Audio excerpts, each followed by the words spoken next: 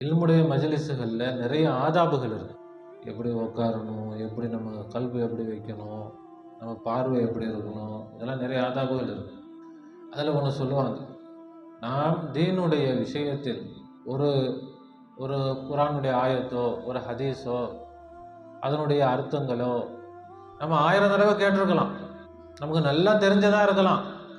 இருந்தாலும் நாம் அதை கேட்கும் பொழுது என் வாழ்க்கையில் நான் கேட்டதே இல்லை, இன்னைக்கு தான் முதல்ல இதை கேட்குறேன் என்ற மனநிலையோடு கேட்கணுமா. இதுதான் இல்முடைய மஜ்லிஸுடைய அதப். நிறைய பேத்துக்கு அது இருக்கு. தெரியலனா கூட இது எனக்கு தெரியாதா, தெரியலனா கூட தெரிஞ்ச மாதிரி காட்டிக்கணும்.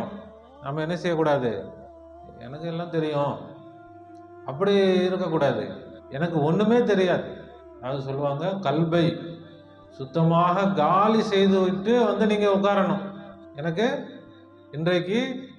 இன்றைக்கு தான் நான் இந்த இல்மை கேட்கிறேன், இந்த ஞானத்தை கேட்கிறேன், இந்த பாடத்தை நான் படிக்கிறேன், இது வரைக்கும் எனக்கு இந்த பாடம் எனக்கு தெரியாது என்று நாம் அதை நம்முடைய அந்த கல்பு என்ற கரும்பலகை அதை என்ன செய்யணும், சுத்தமாக தொடச்சி அழித்து அதை தூய்மையான நிலையில் வைத்து கொண்டு நாம் வந்து மஜ்லிஸில் அமர்ந்தால் அல்லாஹ் தஆலா நம்முடைய கல்பில் அவனுடைய ஞானத்தை எல்லாம் இறக்கி கொடுப்பான். அந்த ஞானம் நம்முடைய வாழ்க்கையில் பிரயோஜனப்படும், நம்முடைய வாழ்க்கை மாற்றமடையும். இல்லை இதுதானே அதுதானே இந்த விஷயம் தானே ஏற்கனவே எனக்கு தெரியுமே, ஏற்கனவே எனக்கு நிறையா தெரியும், நிறைய நான் வச்சிருக்கிறேன் அப்படின்னு வந்தால் அப்போ என்ன ஆகும், எந்த நல்லதும் கல்வியில் இறங்காது.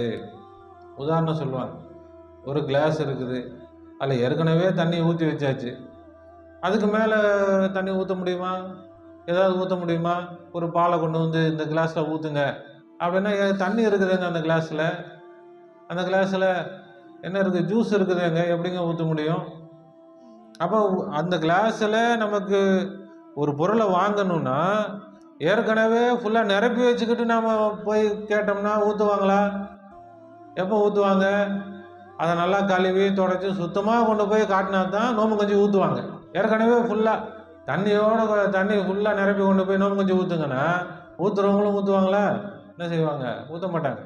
அப்போ அது மாதிரி தான் நம்முடைய கல்பில் நமக்கு காதுக்கு வரும், நமக்கு எந்த பயானை கேட்டாலும் விளங்கும், ஆனால் கல்பில் இறங்கணும், நம்முடைய வாழ்க்கை மாறணும். அதில் அல்லாஹ் ரசூலுடைய நோக்கம் என்னவோ அது நம்முடைய அறிவுக்கு விளங்கணும்.